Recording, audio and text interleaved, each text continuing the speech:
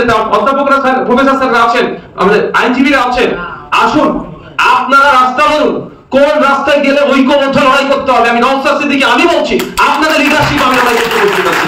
সময় এসেছে, আগে কাল নিয়ে চলে গেছে, আর নয়, নিজের কানটার দিকে দেখো। আজকে আপনার বাড়ির ছেলে আইনজীবী আছে, আপনার বাড়ির ছেলে আইনসভার সদস্য আছে, আপনার বাড়ির ছেলে প্রফেসর আছে, আপনার বাড়ির ছেলে ডাক্তার। আর বাইরে যাওয়ার দরকার নাই। আইনি লড়াই আমার আইনজীবী করবে, মাঝে মাঝে লড়াই ইমতিয়াজ ভাইরা করবে, আইনসভা লড়াই নওশাদ সিদ্দিকী করবে, ইউনিভার্সিটির লড়াই প্রফেসররা করবে।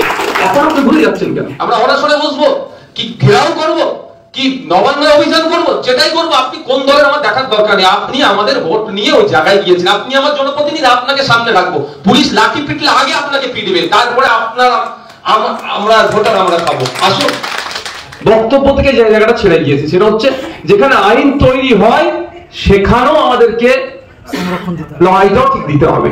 তা বঞ্চনা ও নিরসনের পর আমি মনে করি তিনটে আইনসভার মধ্যে এটাকে উত্থাপন করা, আইনি লড়াই করা, আর অবশ্যই আইনি লড়াইকে তখনই শক্তিশালী হবে, তখনই আইনি লড়াইয়ে আমরা ফল পাবো যখনই আমরা রাস্তার লড়াইটাকে শক্তিশালী করব। তো আমি বলি একটা কথা, সাথে সাথে আমি এখানে যারা বক্তারা বক্তব্য দিয়েছেন কারো ভাষায় ঐক্যবদ্ধ, কারো ভাষায় জোটবদ্ধ। তো নওশাদ সিদ্দিকী হিসাবে আমি বলছি, আমি শুধু এই সংখ্যালঘুদের ওবিসি সার্টিফিকেট বাতিল নয়, ইতিপূর্বে আপনারা জানেন যারা ওবিসি যারা SC ST fake ST SC certificate কিন্তু আজকে ছেড়ে যাচ্ছে, তারাও আজকে ডিপ্রাইভ হচ্ছে। আজ অরিজিনালি যারা এসটি এসসি তারাও কিন্তু বঞ্চিত হচ্ছে, তাদের জন্য কিন্তু আমি বিধানসভায় আওয়াজ তুলেছি, আর সংখ্যালঘুদের ওবিসি বিষয়টা নিয়েও আমি আওয়াজ তুলব। কিন্তু এই যে ঐক্যবদ্ধ জোটবদ্ধের কথা বলছেন, আমি প্রস্তুত আছি। আমি ব্যক্তিগত এখানে যদি বলি, আমি বিধায়ক স্যার আমি পরিচয় ছেড়েছে বলছি, আপনারা ঐক্যবদ্ধ হন, আপনারা এগিয়ে আসুন, সবাই আমিও বলছি ঐক্যবদ্ধ হন। কিন্তু কিভাবে ঐক্যবদ্ধ হবো? আমি আজকে থেকে এখানে উপস্থিত ছিলেন কামরুজ্জামান ভাই, আমি শুধুমাত্র সংখ্যালঘু যুব ফেডারেশনের মুন্সার ওনাকে আমি জানি না, ওনার আমি পরিচয় মনে করি একটা লড়াকু নেতা পশ্চিম বাংলার। এখানে আমাদের ইমতিয়াজ ভাই আছেন, যথেষ্ট লড়াকু নেতা, অধ্যাপকরা প্রফেসর স্যাররা আছেন, আমাদের আইনজীবীরা আছেন। আসুন আপনারা রাস্তা বলুন কোন রাস্তায় গেলে ঐক্যবদ্ধ লড়াই করতে হবে। আমি নওশাদ সিদ্দিকী আমি বলছি আপনাদের লিডারশিপ আমি লড়াই করতে বলছি। আমি লিডার হবো এটা আমার ইচ্ছা না। এই যে সমস্যা চলছে, চলমান সমস্যা, আমার ইমতিয়াজ ভাই ঠিক কথা বললেন। আমার উত্তরপাড়া স্টেশনে যখন হকারদের দুর্গাপুজোর ঠিক আগে তাদেরকে উচ্ছেদ করা হয়েছিল, মারধর করা হয়েছিল, কিন্তু দুঃখের বিষয় সেই রকম মানুষের কিন্তু সহযোগিতা পায়নি। নওশাদ সিদ্দিকী কিন্তু সেখানে ছুটে গিয়েছিল, একা হলেও তাদের পাশে থেকে সেই সময়টুকুর জন্য অন্তত সেখানে স্টেশনের যিনি ম্যানেজার ছিলেন, মাস্টার যিনাদের আমরা বলি অনেক ক্ষেত্রে, তাদের সাথে কথা বলে যে রিকোয়েস্ট করেছি, কারণ আমার পাওয়ারটা খুব বেশি নয়, আমি একা, যে অন্তত এই পুজোর সময় তাদের আর্নিং করার সময় এই সময় তাদেরকে ব্যবসা করতে দেওয়া হোক হকারদেরকে। কিন্তু সেটা সাময়িক ভাবে, এটা যদি আমরা এগিয়ে চলি, কারণ রাষ্ট্র জনগণের সেবার জন্য, জনগণকে উপকৃত করার জন্য রাষ্ট্র হবে। রাষ্ট্র বিজনেস করার নাম নয়, বেসরকারীকরণ করে রাষ্ট্রকে বিজনেস করে দিচ্ছে জনগণকে উপেক্ষা করে।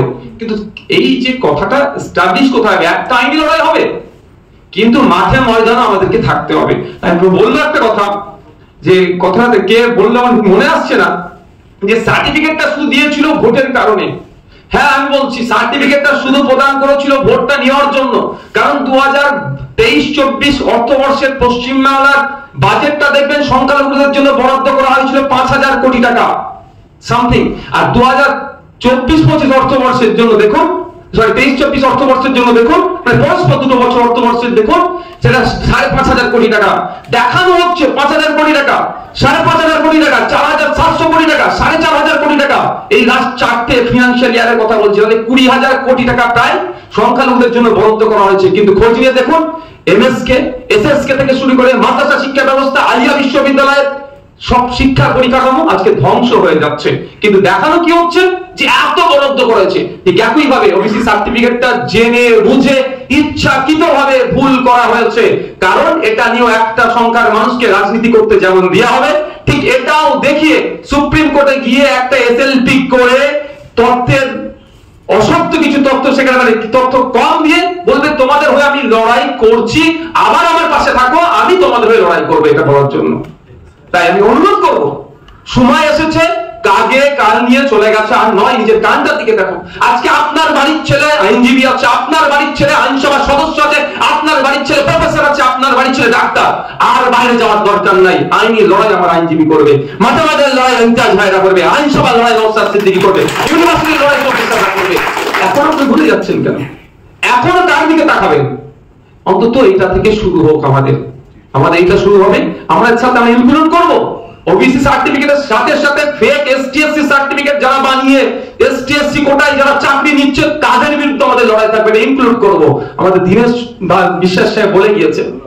আমি বিধানসভায় প্রশ্ন করেছিলাম মাননীয় মন্ত্রীকে যে আজ পর্যন্ত কটা ফেক এসটিএসসি সার্টিফিকেট আপনি ধরেছেন, তাদের বিরুদ্ধে আইনত কি ব্যবস্থা নিয়েছেন? সুপ্রিমকোর্টে দাঁড়িয়ে টোটাল একবার মুখ ঘুরিয়ে চারিদিকে দেখলেন, বলছে ব্যবস্থা নেওয়া হচ্ছে। আমি সংখ্যাটা বলুন না, বলছে ওটা পরে জানিয়ে দেবো। কিন্তু আমার এখনো সৌভাগ্য হয়নি সংখ্যাটা কত ছিল। শুধুমাত্র এগুলো হচ্ছে দেখানো হচ্ছে, তলে তলে সেটা অর্থের বিনিময়ে, অবৈধ ডিমান্ডের বিনিময়ে সেগুলোকে বঞ্চিত করা হচ্ছে। কামরুজ্জামান ভাইয়ের আমি দেখেছি অ্যাক্টিভিটি, ওটা আমার ভালো লেগেছিল। কল্যাণ ইউনিভার্সিটিতে গিয়েছিল, উচ্চ শিক্ষায় বিশেষ করে গবেষণার ক্ষেত্রে আজকে ওবিসি যে রিজার্ভেশনকে মান্যতা দেওয়া হয় না। এগুলো ছোটখাটো একদিনের বিষয় নয় যে আজকে এসছি সমাধান হয়ে যাবে, এটা নয়। কিন্তু আমাদের এগুলোকে নিয়ে চর্চা করতে হবে, এগুলোকে নিয়ে ভাবতে হবে আগামী দিনের জন্য। ওই আজকের সমস্যা কালকে হলো কি হলো মিটে গেল ওটা নিয়ে ভাবলে তাহলে একের পর এক সমস্যা বাড়তে থাকবে। আর যদি সঠিক জায়গায় একবার আঘাতটা দিতে পারে, আমি দায়িত্ব দিয়ে বলতে পারি সমস্যা যারা তৈরি করার চেষ্টা করছে তারা 5 বার ভাববে। হয়তো আমাদের সম্মানীয় আইনজীবী মহাশয় একটা কথা হয়তো ভুলেছেন বা এড়িয়ে গেছেন, আমি বলতে পারবো না। আমি আমাদের